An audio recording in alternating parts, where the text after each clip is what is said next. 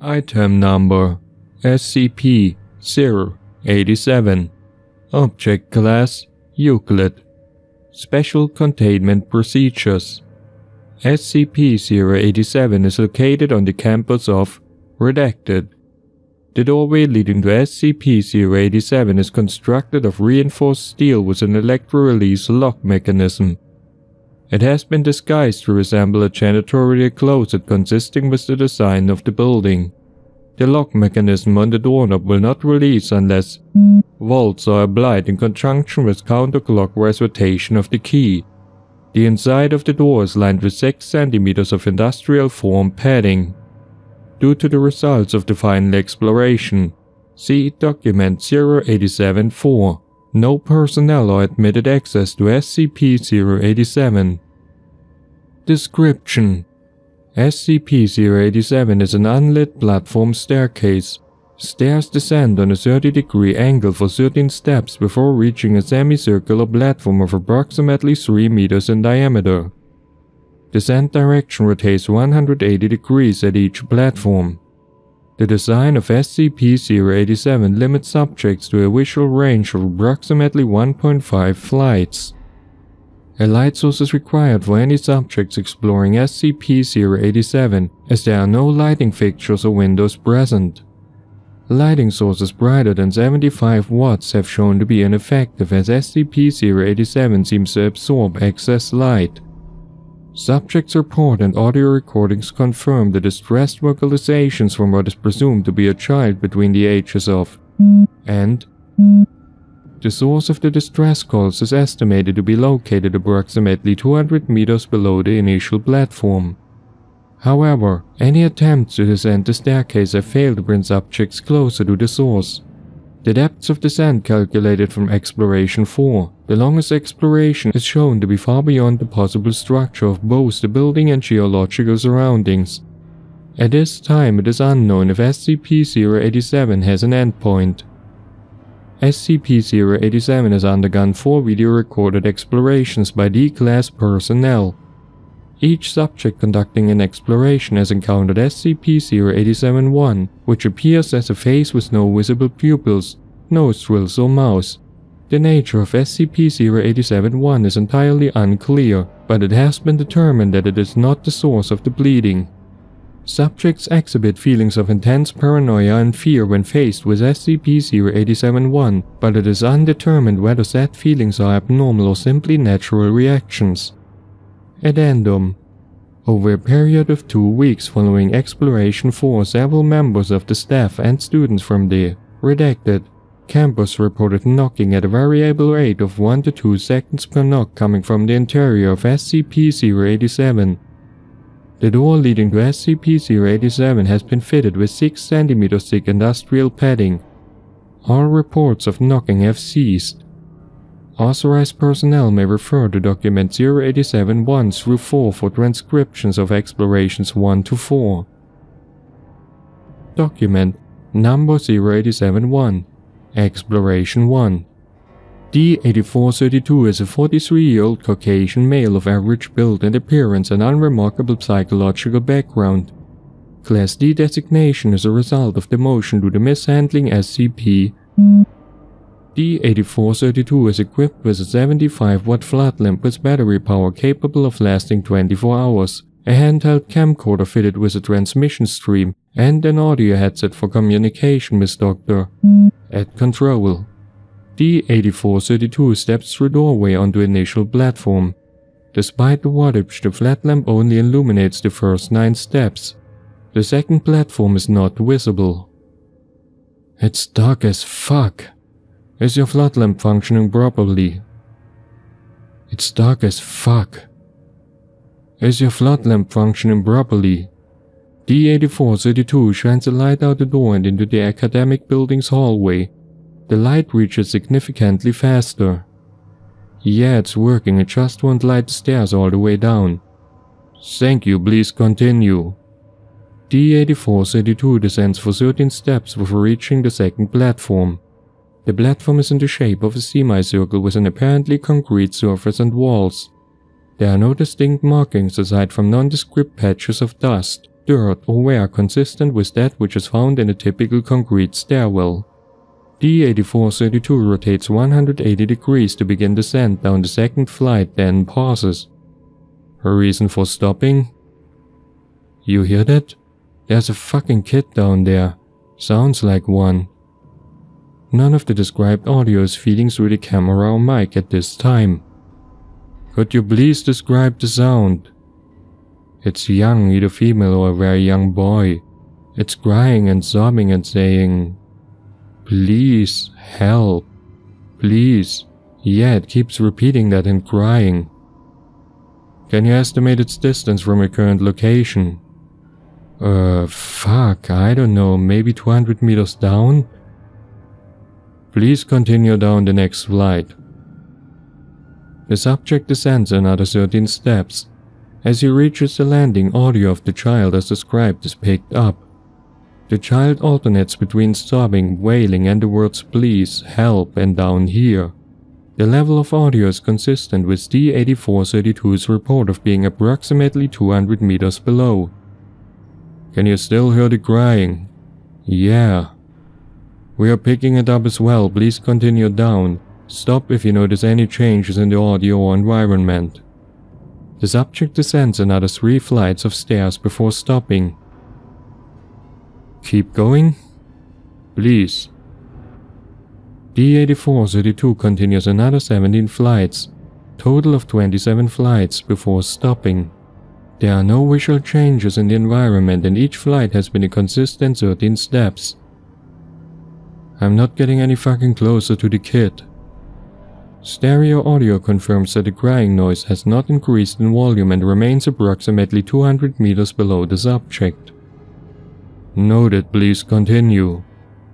The subject continues another 28 flights before stopping, 50 flights total. D-8432 is staying on the 51st landing, counting the initial ground level landing. D-8432 is estimated to be 200 meters below the initial platform. 34 minutes have elapsed. The volume of the crying has not increased. I feel a little uneasy. You've spent a long time in the dark unknown stairwell.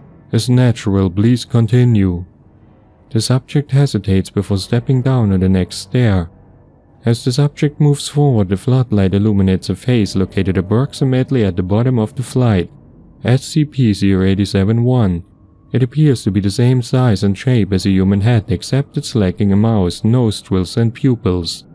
The face is completely motionless but is making direct eye contact, indicating its awareness of D-8432. Fuck, what the fuck is that? Shit, holy fucking shit, what the fuck? Can you please describe what you see? It's some sort of fucking person face thing and it's fucking looking right at me. Fuck, it's looking right at me. Is it moving? No, it's just staring at me. Fuck, it's creepy. Please approach and further illuminate the entity. Fuck, I don't want to fucking... The face jerks forward about 50 centimeters directly toward D-8432. Fuck. Redacted. D-8432 enters a panicked state and rapidly ascends SCP-087. D-8432 reaches the ground floor in 18 minutes, at which time he collapses and passes out. There's no sign of SCP-087-1. Review of the footage indicates an equal number of flights and steps ascending and descending. Audio of the crying and bleeding remains at the same volume until the last flight, at which point it ceases. Medical reports indicate collapse was a result of rapid ascension of the stairs causing fatigue. Document Number 087-2 Exploration 2 D-9035 is a 20-year-old African-American male of strong build. Psychological background indicates no abnormalities except an extreme hatred for women. Subject has intensive record of data expunged. D-9035 is equipped with a 100-watt flood lamp with a battery power capable of lasting 24 hours, a handheld camcorder fitted with a transmission stream, and an audio headset for communication with Dr. at control. D-1935 is also equipped with a backpack containing 100 small LED lights with adhesive bags and battery lives of approximately 3 weeks. Lights turn on and off by compressing them. D-1935 shines the flood lamp down the first flight of stairs. Despite the extra wattage, the light does not illuminate beyond the 9th step. You want me to go down there, Doc? Please shine your flood lamp outside of SCP-087 to verify it's functioning properly. D-1935 shines the light into the hallway. Comparison with the footage of Exploration 1 confirms it is indeed brighter. Thank you, please continue to the first landing. Hey Doc, I know what you said and all, but I don't think I want to go down there. Please continue to the first landing. Doc, look, as per our earlier conversation, please continue to the first landing. D-1935 pauses for 18 seconds, then descends 13 steps to the first landing and stops. Is that a kid? Please remove one of the adhesive lights and affix it to the wall on the landing. Doc, you hear that? Is that a kid down there? That's unconfirmed. Please affix an adhesive light to the wall and verify its functions. D-1935 hesitates, then removes one of the lights from his backpack and adheres it to the wall. He presses on the light and it turns on. Please turn off the flood lamp. D-1935 hesitates again before turning off the lamp. The LED light illuminates the landing but does not extend beyond the first step either way. Thank you. You may turn your flood lamp back on. Please continue to descend. At each landing affix an LED light to the wall and turn it on. If you notice anything unusual, please report it. D-1935 turns the flood lamp back on, then descends the next flight of stairs. As he sets foot on the landing, the audio picks up sounds of bleeding and crying consistent with those of the first exploration. Can you still hear the previously reported audio? Yeah, she sounds about 150, maybe 200 meters down. Am I supposed to get her? Look, Doc, I don't do good with kids. Please place the light and continue down until you notice anything unusual. The subject adheres the light to the wall and turns it on, then continues to the next landing. He adheres the third LED light to the wall and turns it on. D-1935 continues in this manner for the next 25 flights before stopping. I don't think I'm getting any closer to the kid, Doc. How far below would you estimate the source of the sound to be? The same as before, 150 to 200 meters. Thank you, please proceed. D-1935 continues in the same fashion for the next 24 flights. At the 51st landing he stops. Footage shows an arced gouge in the concrete wall estimated to be approximately 50 centimeters long and 10 centimeters wide. The first step down from the landing appears to be completely smashed into rubble. You see that? Yes, can you please describe what you see?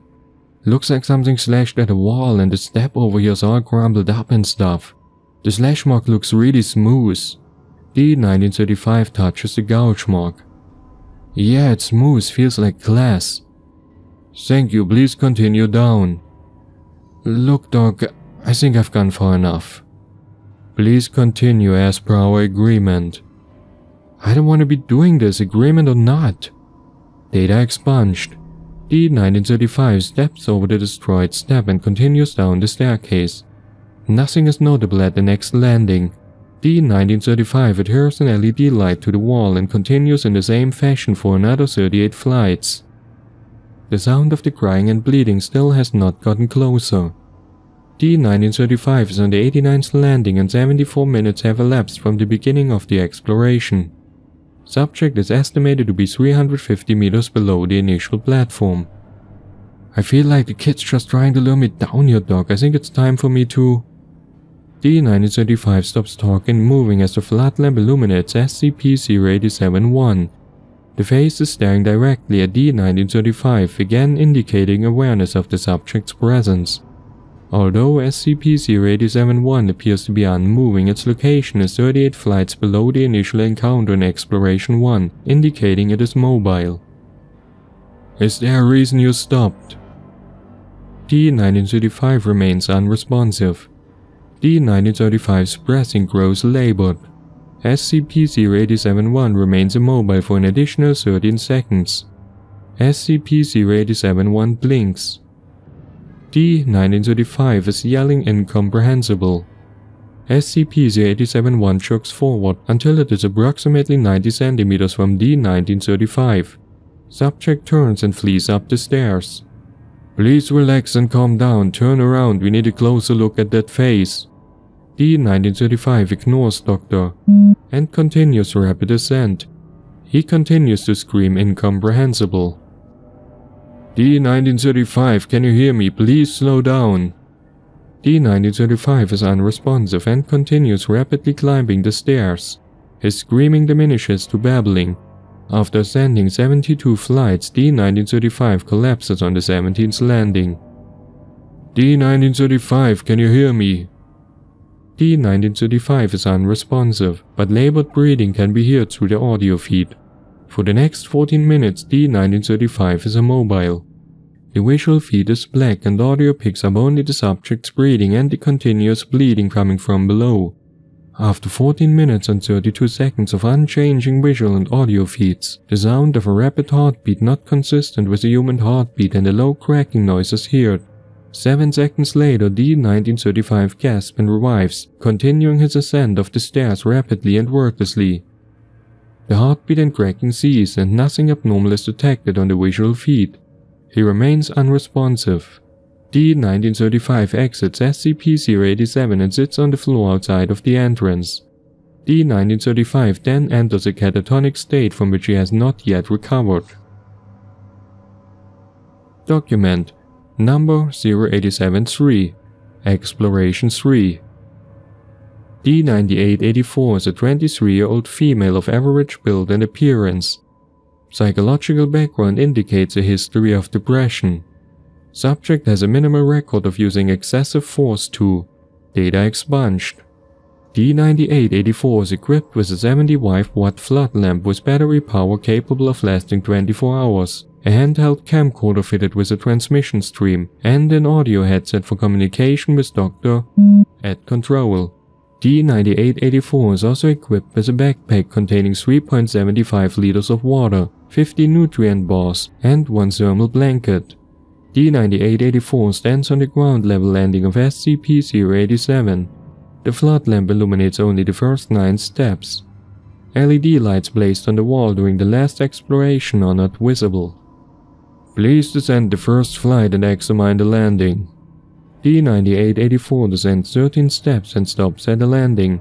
There is no trace of the LED light at the location footage from Exploration 2 indicates it was placed. Yeah, it's just a dirty concrete wall, there's like nothing on it. No wait, it's a little bit sticky right here.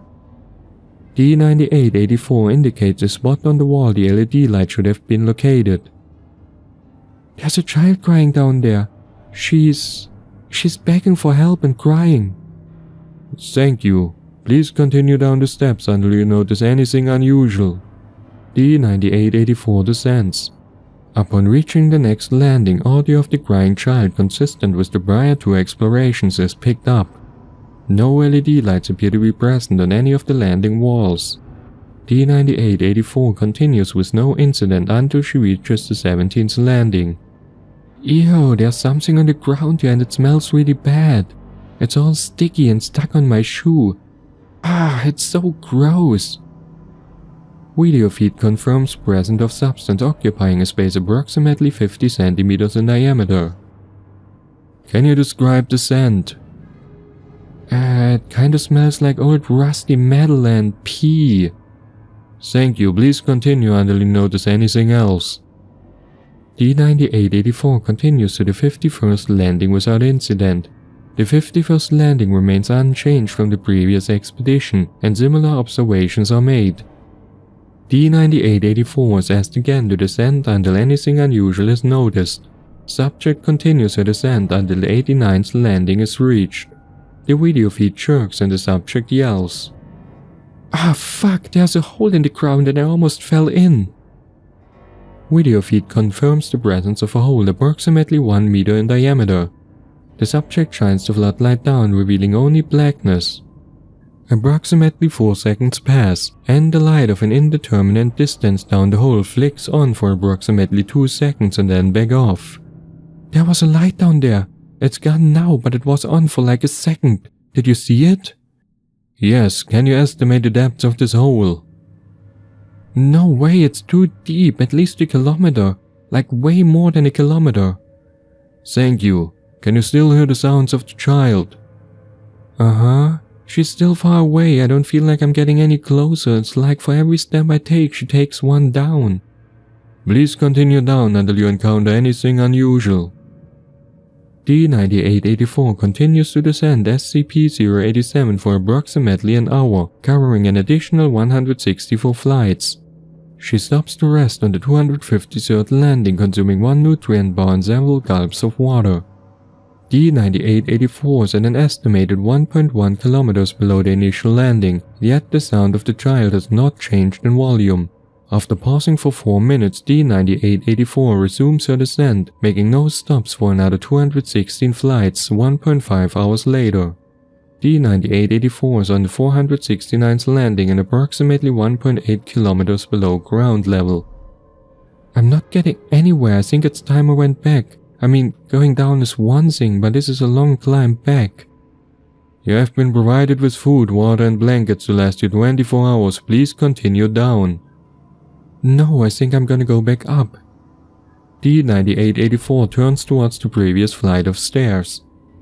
D-9884 screams. SCP-087-1, the face is directly behind D-9884, blocking her ascent. The face appears approximately 30 centimeters from the lens of the camera. Its eyes are fixed directly on the lens, this time looking not at the subject but the person viewing the video feed. The video feed glitches and freezes for 4 seconds, accompanied by a static-like screeching noise from the audio feed.